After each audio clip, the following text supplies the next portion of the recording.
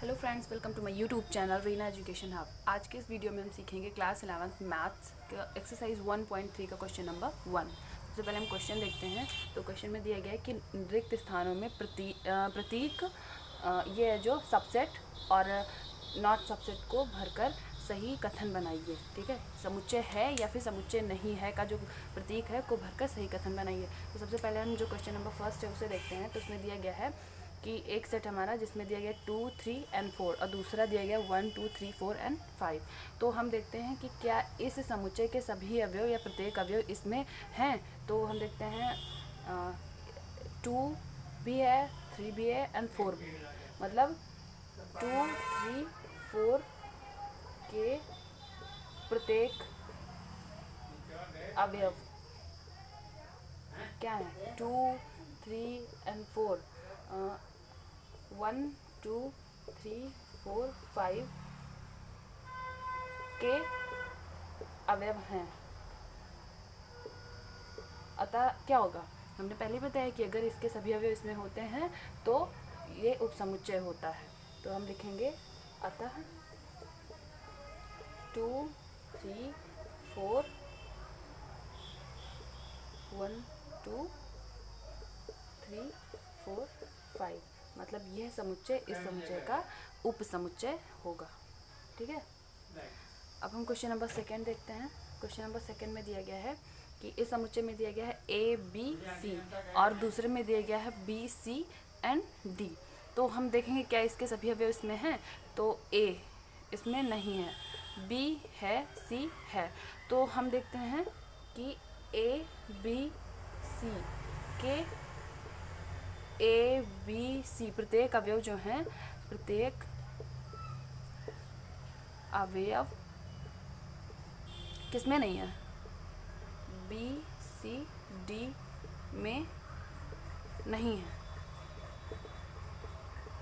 ठीक है, तो अतः क्या होगा, अतः A B C is not a subset of B C and D. मतलब ये जो समुच्चय है ये इस समुच्चय का उपसमुच्चय नहीं है। अब हम क्वेश्चन नंबर थर्ड देखते हैं। दिया गया है एक्स सच दैट एक्स आपके विद्यालय की कक्षा 11th का एक विद्यार्थी है। ठीक, और दूसरा दिया गया समुच्चय एक्स सच दैट एक्स आपके विद्यालय का एक विद्यार्थी है। तो हम देखेंगे कि आपके विद्यालय की कक्षा, मतलब अगर आपका ये विद्यालय है, ठीक है, तो इसमें ये आपका विद्यालय हो गया, इसमें कहीं आपकी एक कक्षा है, तो इसका अगर कोई एक स्टूडेंट है आपकी क्लास का, तो वो इस स्कूल का भी, इस विद्यालय का भी तो एक स्टूडेंट हुआ। तो हम देखते हैं, हम लिखेंगे चूँकि आपके विद्यालय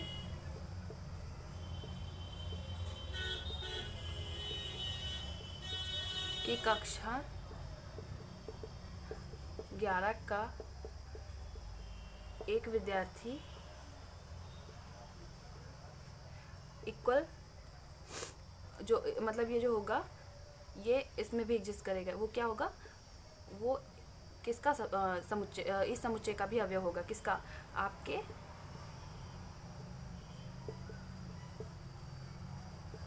विद्यालय का एक विद्यार्थी है। ठीक है, मतलब ये हुआ कि अगर कोई आपके विद्यालय की कक्षा 11 का विद्यार्थी है तो वो आपके विद्यालय का भी तो विद्यार्थी हुआ। इस तरीके से हम देखते हैं कि जो इसका अवयव है, इस समुच्चय का अवयव है, वो इस समुच्चय का भी अवयव है। अतः क्या होगा, एक्स सच दैट एक्स आपके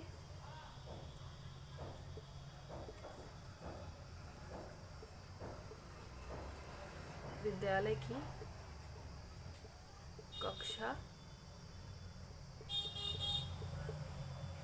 का एक विद्यार्थी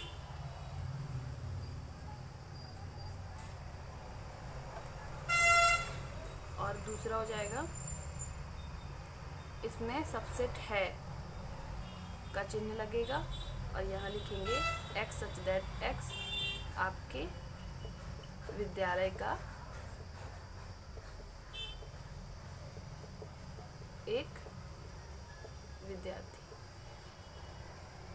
ठीक है, मतलब ये इसका सबसेट है।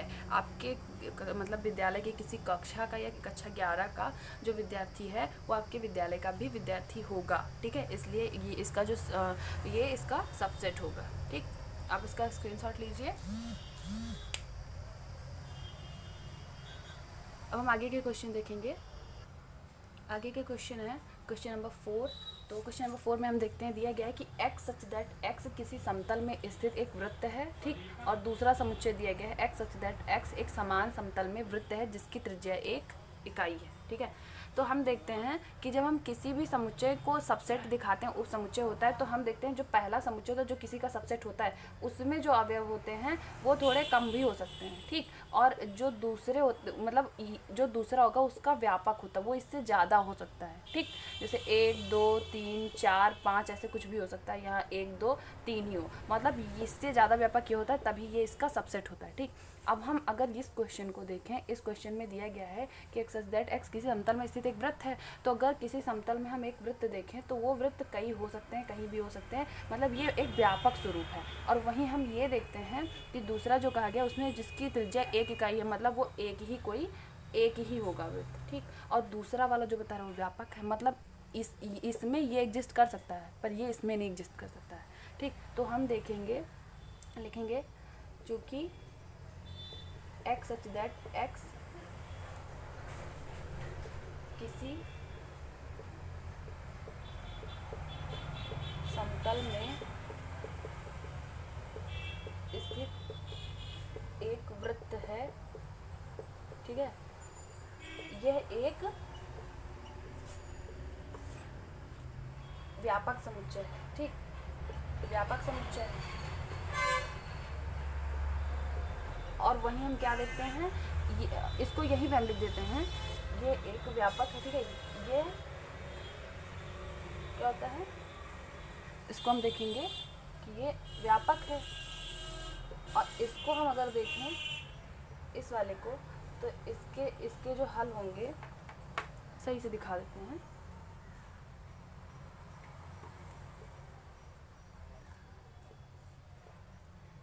ये व्यापक हल है। ठीक है, व्यापक समुच्चय है। अगर इसे हम देखें दूसरा वाला, तो ये वाला एक सीमित समुच्चय है। सीमित समुच्चय है मतलब इसका जो हल होगा वो एक ही है, इसका एक ही मतलब 1 इकाई अगर कहा गया है तो इसका एक ही कोई मतलब अवयव है, और इसमें तो कई सारे अवयव हैं। तो इस तरीके से हम देखते हैं कि अतः क्या होगा कि x सच दैट x किसी समतल में स्थित एक वृत्त है, और ये व्यापक समुच्चय है। अतः क्या होगा कि x सच दैट x किसी समतल में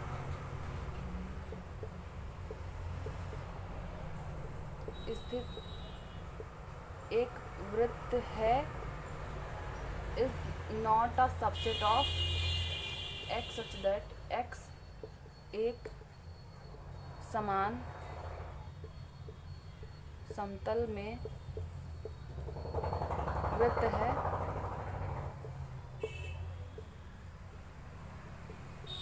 जिसकी त्रिज्या 1 इकाई है। ठीक है, क्वेश्चन नंबर 2 देखते हैं। x सच दैट x किसी समतल में स्थित एक त्रिभुज है, और दूसरा हम देखते हैं x सच दैट x किसी समतल में स्थित एक आयत है। तो ये तो यहाँ बात से स्पष्ट हो रहा है कि अगर किसी समुच्चय में सारे त्रिभुज ही त्रिभुज हैं, वो कैसे भी एक समकोण होगा, समबाहु होगा, समद्विबाहु होगा, दूसरे में आयत है। ठीक, दूसरे में अगर आयत है तो ये किसी तरीके से ये इसके सारे अवयव उसमें एग्जिस्ट नहीं करेंगे। तो हम लिखेंगे चूँकि, इसको लिख देंगे चूँकि इस समुच्चय के सभी अवयव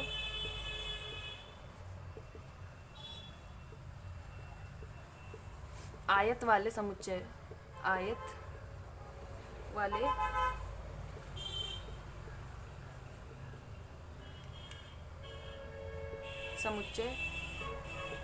के अवयव नहीं है। अतः क्या होगा, अतः ये इसका सबसेट नहीं होगा। अतः हम लिखेंगे अतः एक्स सच दैट एक्स किसी समतल में स्थित एक त्रिभुज है और इसका सबसेट नहीं है। ये कौन सा? एक्स सच दैट एक्स किसी समतल में स्थित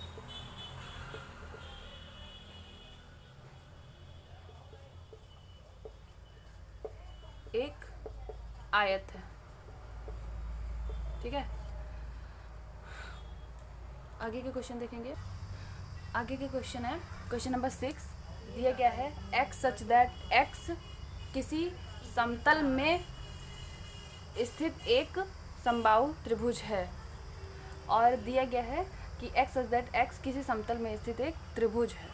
ठीक, तो हम सबसे पहले देखेंगे कि इसको अगर रोस्टर रूप में देखें तो और इसको देखें तो त्रिभुज का मतलब क्या हो गया कि किसी त्रिभुज में सभी तरीके के त्रिभुज आएंगे। समकोण त्रिभुज भी, समद्विबाहु त्रिभुज भी, समकोण और क्या हो सकता है कि उसमें समद्विबाहु, समबाहु, सभी तरीके के त्रिभुज आएंगे। और समबाहु त्रिभुज जो है वो तो समबाहु त्रिभुज के ही है। तो अगर हम सभी समबाहु त्रिभुजों को अगर किसी त्रिभुज के समुच्चय में एग्जिस्ट करवाएं तो सभी एग्जिस्ट करेंगे। मतलब जो पहला समुच्चय है, इस समुच्चय के सभी अवयव, इस समुच्चय के सभी अवयव इस समुच्चय में हैं।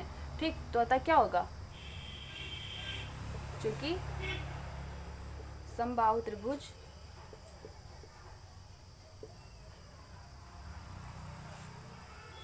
समबाहु त्रिभुज का समुच्चय किसी त्रिभुज के समुच्चय का उपसमुच्चय होगा। का उपसमुच्चय है। ठीक, उपसमुच्चय है। अतः क्या होगा यहाँ पे? अतः हम यहाँ पे क्या भर सकते हैं कि ये इसका सबसेट है। ठीक, यहाँ पे हम सबसेट है का निशान लगा सकते हैं। और क्वेश्चन नंबर 7 एंड लास्ट देखते हैं। दिया गया एक्स सच दैट एक्स एक समप्राकृतिक संख्या है और दूसरा दिया गया है कि एक्स सच दैट एक्स एक पूर्णांक है। तो समप्राकृतिक संख्याएं क्या होती हैं? सबसे पहले प्राकृतिक संख्या 1 2 3 4 5, ठीक, 6 ऐसे हो जाएगा। और समप्राकृतिक क्या हो जाएंगी?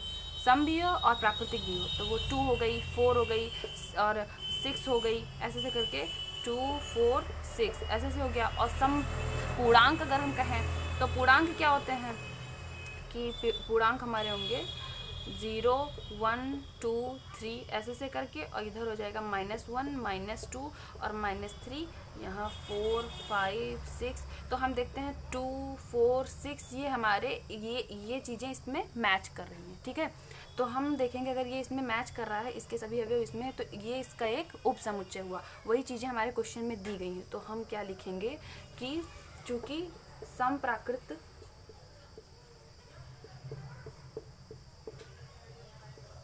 संख्याओं का जो समुच्चय है का समुच्चय जो होगा वो पूर्णांक के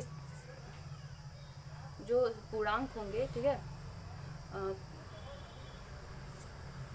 पूर्णांक के समुच्चयों, पूर्णांक का जो पूर्णांक के समुच्चय का एक उपसमुच्चय है।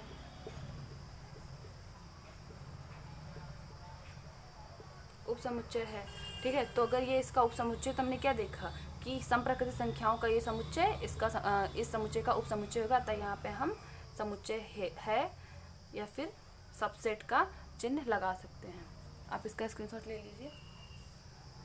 आई होप आपको ये वीडियो अच्छी लगी होगी। अगर आपको ये वीडियो अच्छी लगी है तो प्लीज़ लाइक कीजिए, शेयर कीजिए और कमेंट में बताइए कि आपको और क्या देखना है, क्या आपको सीखना है। और अगर आपने हमारा चैनल सब्सक्राइब नहीं किया तो प्लीज़ सब्सक्राइब कीजिए। Thank you so much.